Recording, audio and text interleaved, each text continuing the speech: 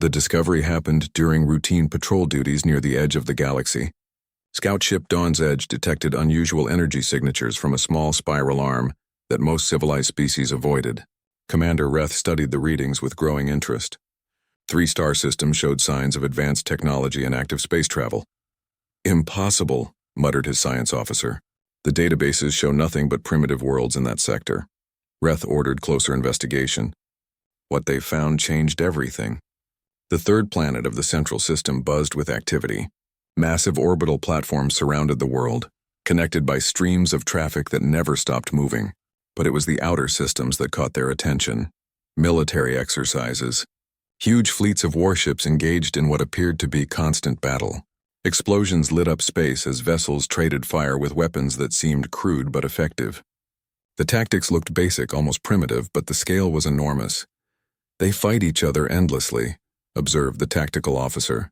"These humans appear to be a warlike species trapped in eternal conflict." Reth nodded thoughtfully. The Galactic Coalition had rules about such species. They either joined the civilized galaxy under Coalition guidance or faced elimination. There was no middle ground for races that chose violence over diplomacy. The Coalition fleet arrived 3 weeks later. 12 dreadnoughts and 40 escort vessels took position at the edge of the human solar system. Admiral Krath commanded from the flagship Universal Peace, a vessel that had ended conflicts across 17 sectors. "Prepare the standard ultimatum," Krath ordered. "These humans will surrender or be destroyed." The message transmitted on all frequencies. Reth spoke clearly into the recording device, his words carrying the weight of galactic law. "Attention, primitive species of the third planet. You are now under the authority of the Galactic Coalition. Your constant warfare ends today. Surrender your weapons and prepare for integration into civilized society. You have 48 standard hours to comply. Failure to surrender will result in total destruction of your species." They waited for the expected response. Most species either begged for mercy or issued desperate threats. Some tried to negotiate.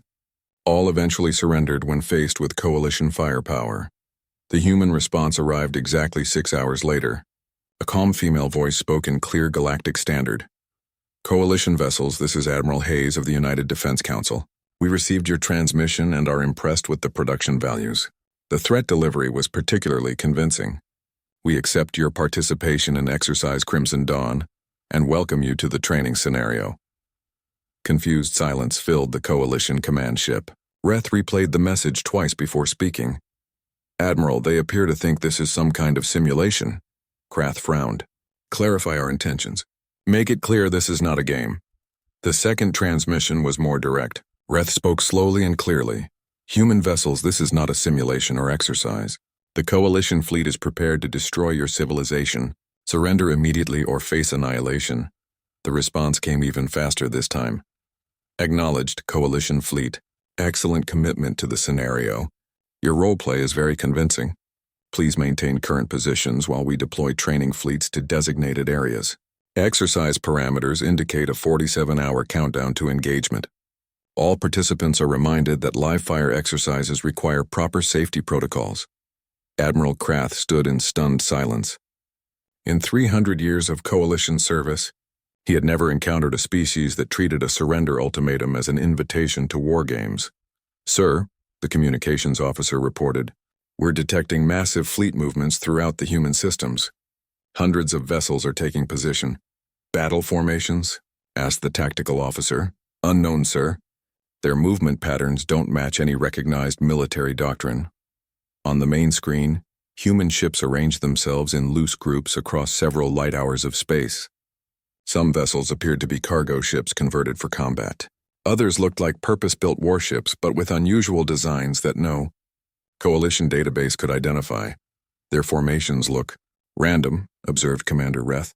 "Either they're completely incompetent, or using tactics we don't understand." The humans opened communication channels again. Multiple voices spoke simultaneously, creating a chaos that somehow sounded organized. "Coalition forces, this is Training Group Alpha. We're in position for opening scenarios. Recommend you activate combat protocols when ready. Coalition Command, Training Group Beta requests confirmation of victory conditions. Are we capturing territory or defending fixed positions? Hey Coalition guys, this is Group Gamma. Love the ship designs. Did you base them on historical Earth conflicts? They look like something from our old science fiction movies. Admiral Krath felt the first stirring of doubt.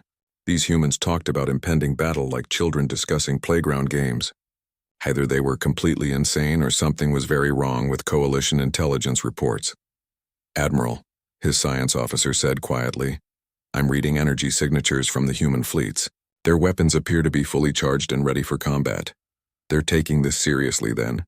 Sir, that's what concerns me. If this is a training exercise to them, why are they using live weapons? The question hung in the air like a dark cloud. Coalition forces had assumed human military exercises were primitive affairs with low-powered weapons and minimal damage. The energy readings suggested otherwise. A new transmission arrived from the human fleet. The voice belonged to someone young, probably a junior officer. Coalition participants, please confirm your maximum engagement range. Our training protocols require all vessels to maintain safe distances during live fire exercises. Standard procedure is to limit weapon output to training levels, but some of our newer crews might get excited and use full power. We don't want any accidents. Commander Reth looked at the Admiral. Sir, they're asking us to confirm weapon ranges for safety purposes. Safety purposes? They appear to be concerned about accidentally damaging our ships during their training exercise. Admiral Krath had served in 14 major conflicts and countless smaller engagements. He had faced desperate enemies and overconfident fools, but he had never encountered a species that worried about accidentally hurting an invasion fleet during military exercises. The Coalition fleet maintained position as the countdown continued. Around them, human ships moved with practiced efficiency. Their formations might look random, but their coordination was flawless. Supply vessels moved between combat groups, delivering resources without disrupting defensive patterns. Sir, reported the sensor operator, I'm detecting additional human fleets moving in from nearby systems. Current count is over 300 vessels. 300 ships for a training exercise? Reth asked incredulously. Apparently so, sir. Admiral Krath stared at the tactical display. 12 Coalition dreadnoughts faced 300 human vessels of unknown capability. The humans treated it as a training exercise. The Coalition had come to deliver an ultimatum. Something was terribly wrong with this first contact, but Krath couldn't figure out what. In 18 hours, he would begin to understand just how badly the Coalition had misunderstood humanity. 18 hours passed with growing tension aboard the Coalition flagship. Admiral Krath had ordered his fleet into standard attack formation, expecting the humans to scatter or attempt last-minute negotiations. Instead, human vessels maintained their positions with casual precision that disturbed his tactical officers. The first strike came at dawn according to Earth Standard Time. Coalition dreadnoughts unleashed their primary weapons, particle beams that could crack planetary surfaces. The target was a human outer colony called New Perth, chosen specifically for its isolation and apparent military importance. Direct hit confirmed, reported the weapons officer. Colony shields are holding.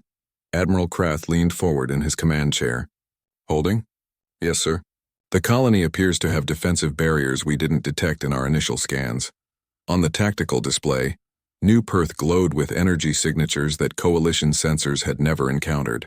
The human colony absorbed the devastating attack like a sponge soaking up water. Increase power to maximum, Krath ordered. All ships, full bombardment. 12 dreadnoughts focused their combined firepower on the small human outpost. Space filled with deadly energy as the Coalition's most powerful weapons discharged simultaneously. The attack lasted 3 minutes and would have reduced most planets to molten slag. New Perth emerged from the bombardment completely intact. A transmission arrived from the colony's surface. The speaker sounded genuinely pleased. Coalition fleet, this is Colony Defense Control. Outstanding opening move. Your sustained bombardment test pushed our shields to 60% capacity. We're logging this as a successful defensive scenario. Please proceed to Phase 2 when ready. Admiral Krath stared at the communications display. 60% capacity? Sir, his science officer said quietly, if their shields held our maximum bombardment at 60%, then they could withstand forces that would destroy our own ships. Krath finished grimly. Across the human systems, activity increased dramatically. Combat fleets that had waited patiently during the bombardment began moving toward Coalition positions. Their approach was unhurried but inevitable, like a tide rolling in. Captain Rodriguez commanded the lead human vessel, a converted cargo hauler called Free Trader. Her ship looked crude compared to Coalition dreadnoughts, but appearances could deceive. She opened communications with her scattered fleet. All training groups, this is Rodriguez. Coalition forces have initiated Phase 2 of Exercise Crimson Dawn. Recommend standard response protocols. Remember, this is live fire training, so maintain proper spacing and watch your targeting solutions. The human fleet moved into engagement range with mechanical precision. Their ships might look improvised, but they flew like veterans of countless battles. Coalition fleet, Rodriguez transmitted to the alien vessels. This is Training Group Alpha, beginning counter-battery exercises. Please maintain current positions for optimal scenario development. Your ship designs are really impressive, by the way. The angular hull plating creates interesting sensor shadows. Admiral Krath watched the humans approach with growing unease. Their casual attitude during combat operations defied every military doctrine he knew. Either they were supremely confident or completely insane. All ships engage the lead human vessels, he ordered. Show them this is not a training exercise. Coalition warships opened fire with weapons designed to end space battles quickly. Plasma cannons and missile batteries targeted the approaching human fleet with devastating effect. The humans returned fire immediately. What followed challenged every assumption the Coalition held about primitive warfare. Human weapons weren't crude or outdated. They were different, built around principles that Coalition science barely understood. Energy beams that curved in impossible directions, missiles that ignored defensive countermeasures, and projectile weapons that struck with devastating kinetic force. Sir, reported the damage control officer, the Stellar Fist has lost main power. The Cosmic Dawn reports hull breaches on 7 decks. From human weapons? Krath asked incredulously. Yes, sir. Their targeting is extremely accurate. Captain Rodriguez reviewed damage reports from her own fleet with professional interest. Human vessels had taken hits, but their defensive systems absorbed most of the incoming fire. She dictated notes for the after-action report. Day 1 analysis. Coalition forces demonstrate excellent accuracy and sustained firepower. Recommend increasing shield modulation to compensate for their energy weapon frequencies. Note for training scenarios.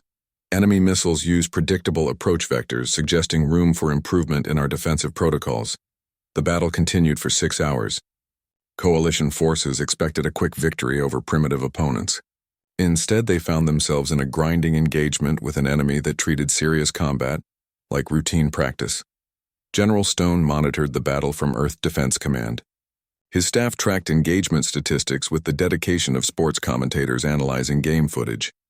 Current score favors the humans, reported his aide. We're ahead on ship kills but behind on tactical objectives. Activate Training Protocol 7, Stone ordered. The Coalition forces are performing better than expected. Time to increase the difficulty level. Training Protocol 7 meant deploying reserve fleets. Within hours, additional human vessels emerged from hidden positions throughout the solar system. Ships that had been conducting routine patrols or cargo runs suddenly revealed military-grade weapons and joined the engagement.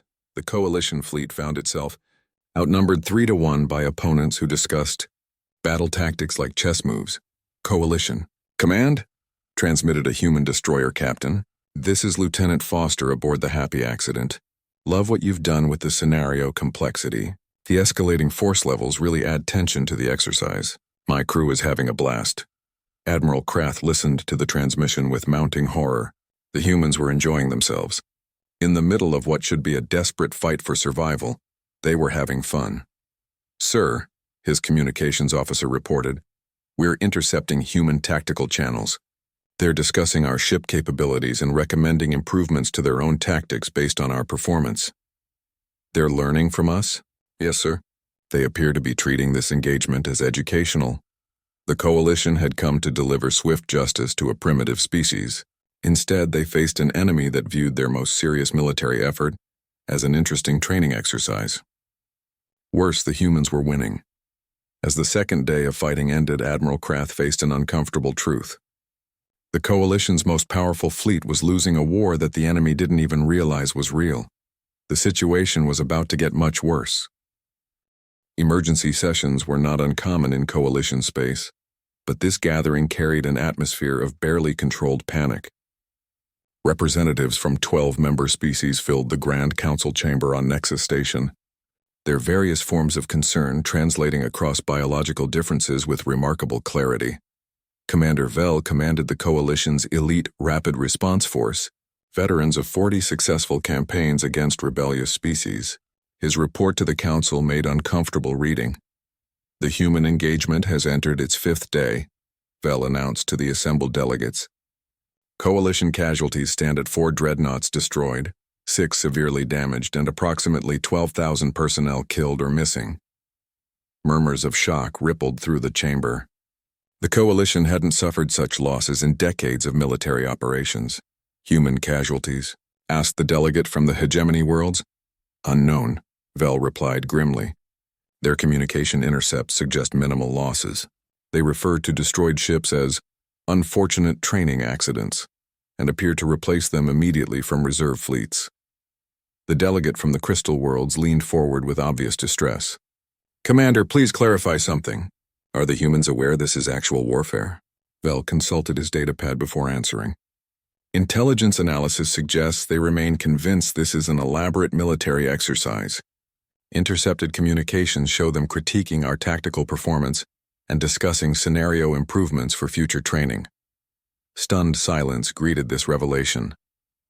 The Coalition had never encountered a species that mistook real warfare for recreational activities. How is this possible? Demanded the hegemony delegate. Our xenopsychology experts believe human military culture treats combat preparation as a continuous activity, Vel explained. They appear to conduct realistic war games using live ammunition and actual military vessels. To them, our invasion fleet represents an unusually large training exercise. Admiral Krath appeared on the main screen via secure transmission from his battered flagship. His image showed the strain of 5 days of unexpected combat. Honored delegates, Krath began. The situation has deteriorated beyond our worst projections. Human forces demonstrate tactical flexibility and technological capability that exceeds Coalition standards. Their training exercises involve weapons and strategies that would be considered advanced warfare by our military doctrine. The Council erupted in confused discussion. Species that had dominated entire sectors for millennia found themselves facing an enemy that treated their most serious military efforts as practice sessions. Dr. Wilson submitted her preliminary analysis from the research station, orbiting Earth. Her scientific perspective on the conflict provided insights that military reports couldn't capture. The technological disparity is significant, Wilson reported during her presentation to Coalition scientists. Human defensive systems absorb energy levels that would overwhelm our most advanced shields. Their weapons operate on principles we're still trying to understand. Most concerning, their industrial capacity appears designed for continuous military production. She paused to reference her notes. I recommend immediate reassessment of human civilization status. These are not the primitive warmongers described in initial reports. They've developed a military culture that treats actual combat as routine training, which has produced technological and tactical capabilities far beyond their apparent development level. Back in human space, the fighting continued with relentless intensity. Coalition forces attempted various strategies, from surprise attacks to defensive formations, but human fleets adapted to each new approach with disturbing ease. Captain Rodriguez filed her daily training report, while her ship underwent emergency repairs in a mobile shipyard. The Coalition attack had damaged her vessel's main engines, an inconvenience she noted with professional interest. Day 5 assessment. Coalition forces show excellent persistence and creative tactical thinking. Their ability to maintain coordinated attacks while taking significant losses demonstrates strong military discipline. Recommend extending the current training scenario to allow full evaluation of their strategic capabilities. The mobile shipyard completed repairs in 6 hours using techniques that Coalition engineers couldn't comprehend. Human industrial systems operated with efficiency that suggested centuries of wartime production experience. Commander Vel watched human fleet movements from his command ship with growing apprehension. Their formations looked casual, almost random, but achieved devastating tactical effects. Ships appeared where Coalition sensors hadn't detected them. Supply lines that should have been vulnerable remained completely secure. Sir, his intelligence officer reported, we've identified the human command structure. They appear to be operating under something called Training Protocol 7, which suggests this isn't even their highest level of military readiness. Vel absorbed this information with mounting dread. If the humans considered current combat operations a training exercise, what would actual warfare look like? "What's Training Protocol 1? He asked. "Unknown, sir. Human communication security prevents deeper analysis, but intercepted discussions suggest protocols 1 through 6 involve increasing levels of military response. The Coalition's Supreme, Commander Krath convened an emergency strategy session with his remaining officers. The comfortable assumptions that had guided Coalition military doctrine for centuries were crumbling under sustained contact with human forces. Recommendations? Krath asked his staff. Immediate withdrawal, suggested his tactical officer. We lack the capability to defeat human forces under current engagement conditions. Reinforcement, countered his strategic advisor. The Coalition can deploy additional fleets to overwhelm human positions. Or, said his intelligence chief quietly, we could try to make them understand this is real warfare. The suggestion hung in the air like toxic gas. Admitting that the mighty Coalition fleet had been losing a war to an enemy that didn't know they were fighting would destroy military credibility across the galaxy. Meanwhile, human forces prepared for what they expected would be the climax of Exercise Crimson Dawn. Training schedules called for escalated scenarios during the final phases, and human commanders looked forward to testing their capabilities against Coalition forces at maximum intensity. The stage was set for a confrontation that would shatter everything both species thought they knew about warfare. The Coalition faced an enemy that had turned combat into recreational activity and somehow made it more effective than serious military operations. In the depths of space, human reserve fleets moved silently toward engagement zones. Ships emerged from asteroid fields and gas giant atmospheres, where they had waited patiently for their turn. In the training exercise, the Coalition was about to learn why other species had learned to avoid human space, not because humans were aggressive but because they had made warfare into a casual hobby and excelled at it beyond all reasonable expectations. The breakthrough came from an unexpected source. Communications Specialist 3rd Class. Barnes was monitoring routine human transmissions when she decoded something that changed everything the Coalition thought they knew about the conflict. Barnes worked from the intelligence vessel Silent Observer, hidden in the outer system's asteroid field. Her job involved intercepting and translating human communications to better understand enemy tactics. What she discovered was far worse than enemy plans. The transmission originated from Earth Defense Command during a routine staff meeting. Colonel Davis was discussing operational parameters with her logistics team, unaware that alien listeners were analyzing every word. Recommend adjusting difficulty settings for tomorrow's scenarios, Davis said casually. The Coalition participants are performing below expected parameters. Their ship losses suggest we need to dial back weapon effectiveness to maintain training value. Barnes replayed the message 3 times before its implications sank in. She immediately contacted Commander Vel with shaking hands. Sir, you need to hear this transmission. The humans are discussing difficulty settings and training parameters. They're treating our entire invasion as a controllable simulation. The message reached Admiral Krath within minutes. He listened to the recording in stunned silence, his tactical officers gathering around the communications console with expressions of growing horror. They think they can adjust our weapons? Asked the tactical officer. No, Krath replied grimly. They think they can adjust their own defenses to make us more competitive. Additional intercepted communications painted an even more disturbing picture. Human military analysts were evaluating Coalition performance like instructors grading student exercises. Their reports contained detailed critiques of Coalition tactics, recommendations for improvement, and suggestions for making future training scenarios more challenging. Dr. Wilson's latest research summary appeared on secure channels throughout the Human Defense Network. Her academic analysis of the ongoing conflict treated Coalition forces like interesting test subjects. The alien fleet demonstrates conventional military doctrine with predictable tactical responses, Wilson wrote. Their weapons technology appears limited to direct energy transfer and kinetic projectiles, suggesting a conservative approach to warfare development. Recommend extending current scenarios to fully catalog their capabilities for future training references. Colonel Davis reviewed.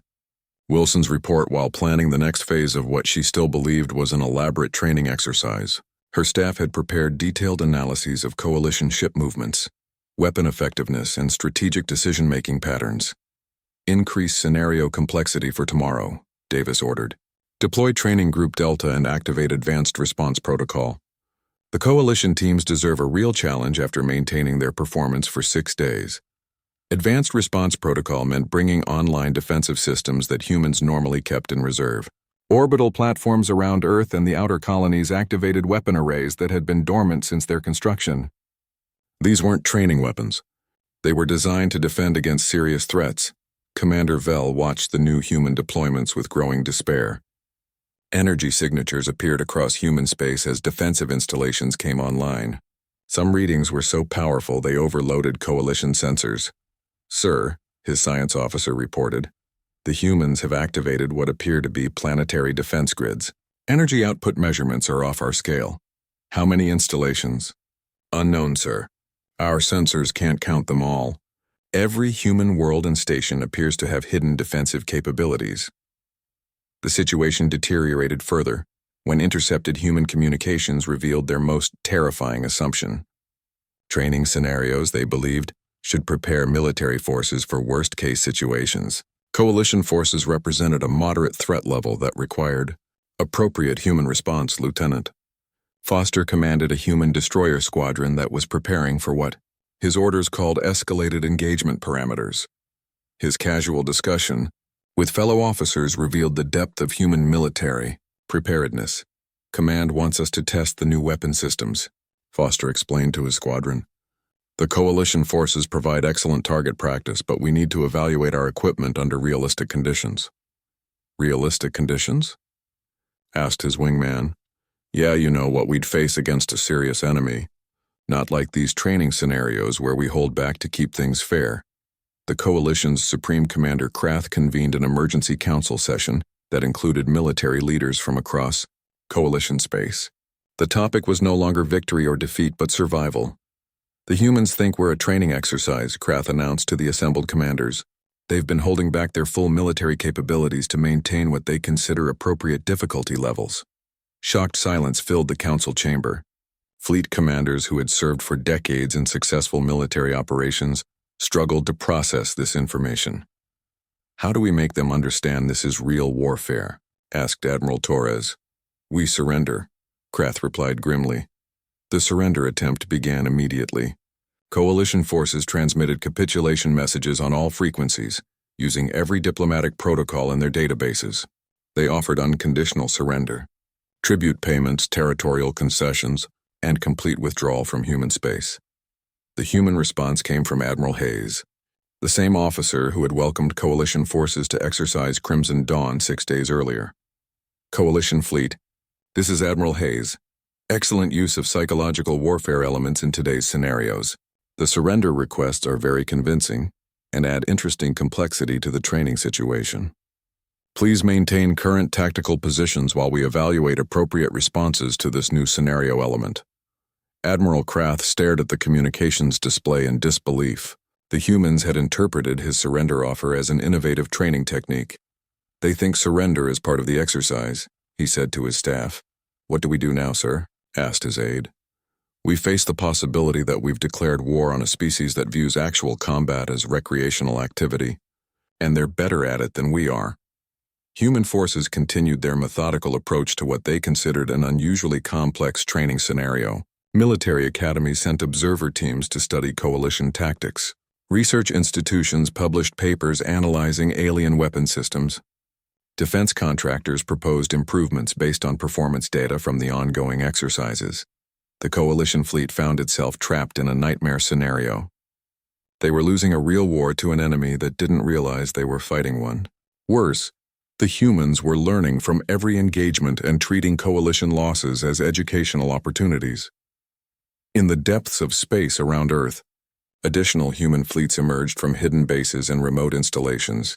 Ships that had been conducting routine operations received orders to join training exercise. Crimson Dawn. The coalition was about to discover what human military forces looked like when they decided to take a training scenario seriously. The results would shatter every assumption about warfare, military doctrine, and the relative capabilities of galactic civilizations. Admiral Krath realized with growing horror that his invasion fleet had walked into a situation far beyond their ability to control or understand. The humans weren't just winning the war they didn't know they were fighting. They were enjoying it. The decision to deploy the World Ender came from the highest levels of Coalition authority.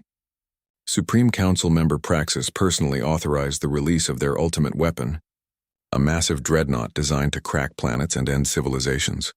The human situation has exceeded all containment parameters, Praxis announced to the Emergency Assembly. Standard military doctrine has failed. Diplomatic overtures are ignored. They interpret our surrender attempts as training scenarios. Only the World Ender can resolve this crisis. The World Ender emerged from hyperspace at the edge of the human solar system, like a dark moon made of metal and hatred.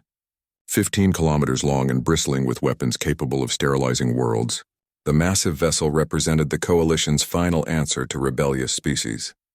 Admiral Krath watched the weapon platform take position with mixed feelings. Relief that reinforcement had arrived warred with dread at what deployment of the World Ender meant. In 300 years of service, the Coalition had only used such weapons twice. Both times had ended with the complete extinction of target civilizations. All Coalition forces withdraw to minimum safe distance, came the order from World Ender Command. Planet-cracking operations will commence in 6 hours. The Coalition fleet pulled back to observation range while the ultimate weapon powered up its primary systems. Energy readings climbed to levels that distorted space itself around the massive vessel. Human sensors detected the new arrival immediately. Admiral Park commanded the Earth Defense Force from her flagship in lunar orbit, monitoring the situation with professional interest. New contact, reported her sensor operator. Large vessel, unknown configuration. Energy output suggests significant weapons capability. Park studied the tactical display thoughtfully. The arrival of a massive enemy vessel during training exercises suggested Exercise Crimson Dawn was entering its final phase. Command had promised escalating scenarios, and this certainly qualified. Alert all defense stations, Park ordered.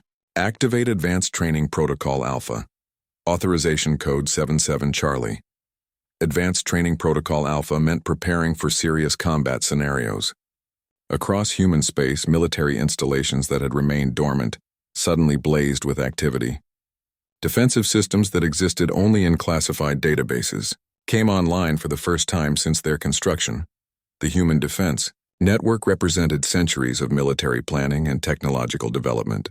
Every world, station, and asteroid base connected to a unified command structure designed to coordinate response to existential threats. It had never been fully activated because no enemy had ever required maximum human military response. Lieutenant Foster watched his squadron's orders with growing excitement. His destroyer group had been assigned to what the briefing called Final Scenario Engagement Parameters.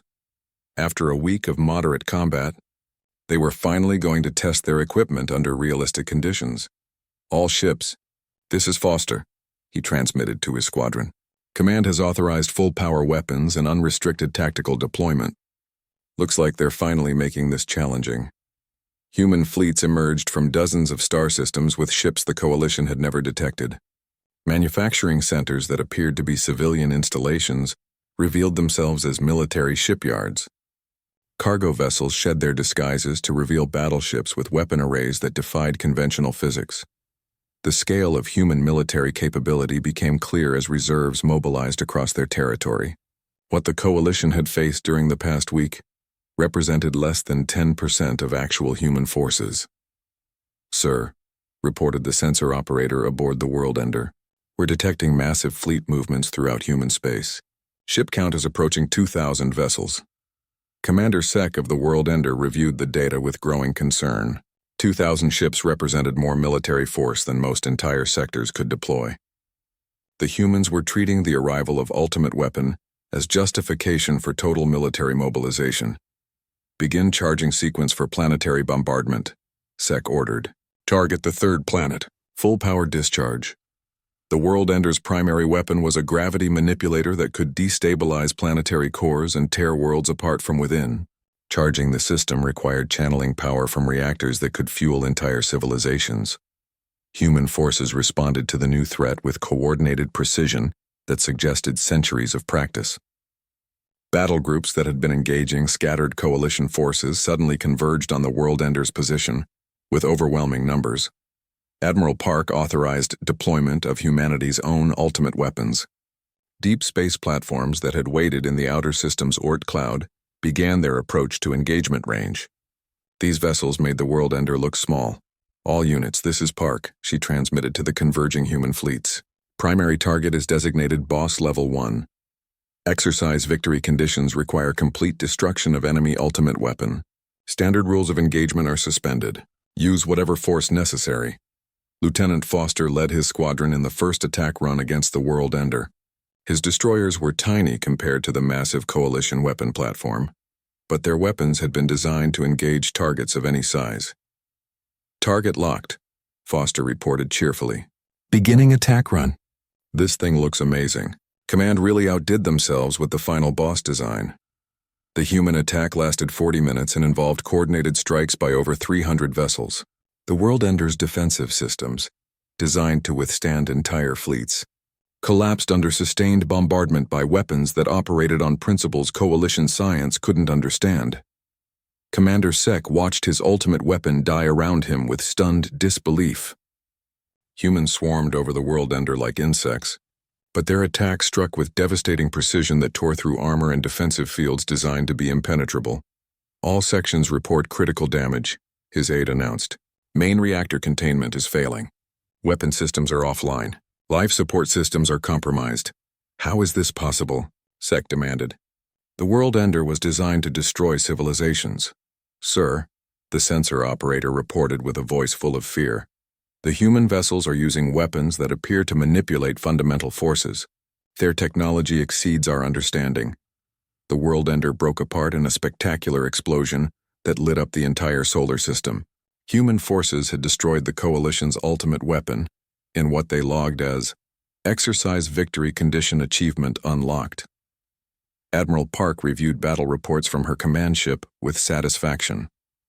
The final scenario had tested human capabilities under maximum stress conditions and produced valuable data for future training. Exercises. Excellent performance by all units, she transmitted to the scattered human fleets. The new enemy ship design provided an appropriate challenge level. Recommend commendation for whoever designed the boss level encounter. Coalition forces watched the destruction of their ultimate weapon in horrified silence.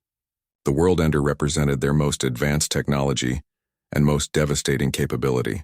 Human forces had destroyed it like it was a training target. "Sir," Admiral Krath's communications officer reported, "we're receiving a transmission from human forces." The message came from Lieutenant Foster, whose squadron had led the attack on the World Ender. His voice carried the enthusiasm of someone who had just completed a challenging video game level. "Coalition fleet, this is Foster. Great job on the final boss fight. That ultimate weapon was really impressive. The explosion effects were amazing. When's the next exercise scheduled?" "My squadron is ready for more challenging scenarios." Admiral Krath listened to the message with the expression of someone watching his universe collapse. The humans had just destroyed the Coalition's most powerful weapon, and were asking when they could do it again. The Coalition had deployed their ultimate answer to rebellious species. The humans had treated it as entertaining recreation. Worse, they had won so decisively that they wanted to repeat the experience. Everything the Coalition thought they knew about warfare, military doctrine, and galactic power structures had been proven wrong by a species that viewed actual combat as hobby activity. The formal ceasefire request came through official diplomatic channels exactly 12 hours after the World Ender's destruction. Admiral Krath transmitted directly to Earth's government using protocols reserved for interspecies treaties and surrender negotiations. Human leadership. This is Admiral Krath of the Galactic Coalition Emergency Response Fleet. We formally request immediate cessation of hostilities and propose emergency diplomatic talks to resolve this conflict. The response arrived from Earth's diplomatic corps within 2 hours.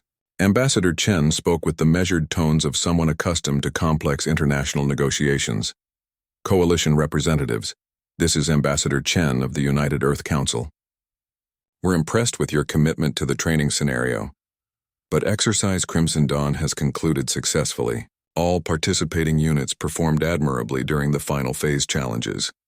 Admiral Krath stared at the communications display in disbelief. The humans were still treating everything as a training exercise, even after deploying ultimate weapons and achieving decisive military victory. "Prepare a personal shuttle," he ordered his aide. "I'm going to Earth." "Sir, that's extremely dangerous." The humans might continue treating this as a game unless someone explains reality to them in person. The shuttle journey to Earth took 18 hours and provided Krath with his first close look at human civilization. What he saw challenged every assumption Coalition intelligence had made about this species. Earth buzzed with activity that suggested a civilization in its prime. Massive orbital habitats surrounded the planet like mechanical moons. Traffic streams carried millions of vessels between worlds in a transportation network that operated with clockwork precision. Industrial platforms manufactured goods on scales that boggled the mind. Most disturbing were the obvious military installations. What appeared to be civilian structures revealed defensive capabilities that explained how human forces had performed so well during the conflict. Every habitat, every platform, every space elevator was a fortress designed to resist attack. Ambassador Krell of the Coalition Diplomatic Corps met Krath at the Lunar Diplomatic Station. Krell had spent decades negotiating with various species and prided himself on understanding alien psychology. "Admiral, I must advise against direct contact," Krell warned. "The humans appear to have developed a military culture unlike anything in our databases. They may respond unpredictably to formal diplomatic overtures. They've responded unpredictably to everything else," Krath replied grimly. "Perhaps honesty will work better than military force." The meeting took place in the United Earth Council chambers, a massive room designed to accommodate representatives from hundreds of worlds. President Chen presided over the gathering with calm efficiency that suggested regular experience with complex negotiations. "Admiral Krath," Chen began with a warm smile. "Welcome to Earth. We want to express our appreciation for the Coalition's participation in Exercise Crimson Dawn. The training scenarios exceeded all expectations." Krath took a deep breath before responding. "President Chen, I must inform you that the past 9 days were not a training exercise. The Coalition fleet came to your system to deliver an ultimatum for surrender. We intended to conquer or destroy your civilization." Silence filled the council chamber as human representatives processed this information. President Chen's expression shifted from polite interest to concerned confusion. "Admiral, are you saying the Coalition forces were engaged in actual warfare?" "Yes, President Chen. We declared war on humanity. You defeated our invasion fleet and destroyed our ultimate weapon. We formally surrendered to your superior forces." More silence. Human officials exchanged glances that suggested rapid mental recalculation of recent events. "Let me understand this correctly," Chen said slowly. "Your fleet arrived in our space with hostile intent. You attacked our colonies and engaged our military forces in genuine combat, and we responded by treating it as a training exercise." "That is correct." President Chen leaned back in his chair with an expression of growing amazement. "We accidentally won a war because we thought it was practice?" "Unfortunately, yes." The implications sank in gradually across the human leadership. Military officers began reviewing engagement reports with new perspective. Diplomatic staff calculated the political ramifications of inadvertently conquering an interstellar alliance. Economists wondered about the trade possibilities. General Stone represented the military viewpoint during the emergency session that followed Krath's revelation. His analysis was characteristically direct. "So we've been using standard training protocols against an actual invasion fleet," Stone summarized. "Our forces have been operating under peacetime rules of engagement while fighting a real war." "What does that mean for our military assessments?" asked the defense minister. "It means we've been significantly underestimating our own capabilities. If Training Protocol 7 was sufficient to defeat their ultimate weapon, our full military response would be—" Stone paused to consider the implications. "Overwhelming." Ambassador Chen returned to the formal negotiations with a better understanding of the situation. Her diplomatic training had covered first contact scenarios, but nothing quite like this. "Admiral Krath, the Earth Council appreciates your honesty about the nature of recent events. However, we have a diplomatic problem. If we acknowledge that a state of war existed, it implies we conquered the Coalition through military action. You did conquer the coalition through military action, Krath replied. But we didn't mean to. We thought it was a training exercise. The results remain the same regardless of intent, President. Chen consulted with her advisors before proposing a solution that satisfied both species' needs. We propose a formal treaty, recognizing the coalition as autonomous partners in ongoing military training exercises. This provides both parties with face-saving language while establishing regular contact between our civilizations. Admiral Krath considered the offer carefully. The coalition could claim they had engaged humanity as equals in military exercises, rather than acknowledging complete defeat in attempted conquest. The coalition accepts this proposal, he agreed. We would welcome regular training partnerships with human forces. The treaty signing took place 6 months later in a ceremony that included representatives from dozens of worlds. Coalition forces had spent the intervening time studying human military doctrine and trying to understand how a species had developed such devastating capabilities through recreational combat. Training God Ambassador Krell filed his final report on humanity with a mixture of admiration and lingering disbelief. The humans have created a unique civilization that treats warfare as continuous education, he wrote. Their military exercises involve live weapons, real casualties, and genuine tactical challenges. This has produced a species with combat capabilities that exceed conventional military doctrine by several orders of magnitude. He paused in his writing to consider the implications. Most species develop military forces to fight wars. Humans developed military forces to fight better wars. They have turned combat itself into a recreational activity and somehow made it more effective than anyone else's serious military efforts.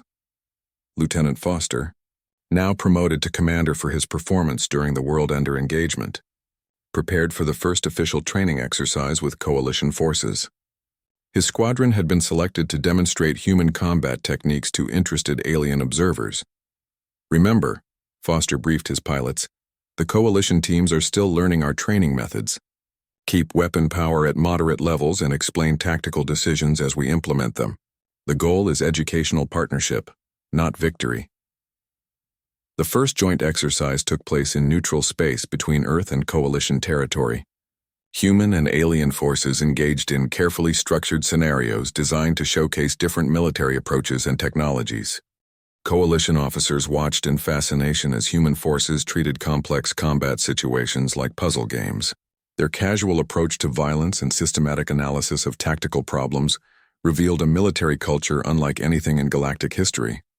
Admiral Park commanded the human training fleet with the same professional enthusiasm she had shown during the original conflict. Her after-action reports praised coalition forces for their improvement and recommended additional scenarios to test their developing capabilities. Coalition forces demonstrate excellent learning capacity, Park noted in her evaluation. Recommend extending training partnership indefinitely. Their unique perspective on military doctrine provides valuable educational opportunities for human forces as well. The galaxy slowly adjusted to the reality of human military capabilities. Other species received warnings about humanity, but not the traditional warnings about aggressive expansion or territorial conquest. Instead, they were warned that humans had turned actual warfare into recreational activities, and somehow made it more effective than conventional military operations. Contact with humanity was discouraged not because they were warlike, but because they treated war like entertainment and excelled at it beyond all reasonable expectations. The coalition, meanwhile, had gained something far more valuable than military victory.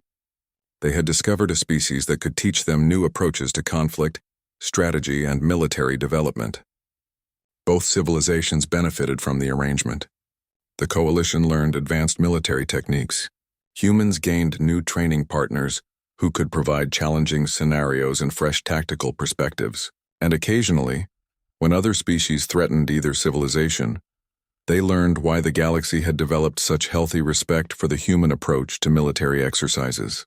The universe had gained its most unusual alliance, a partnership between conquerors and a species that had defeated them by accident, treating real war as educational entertainment.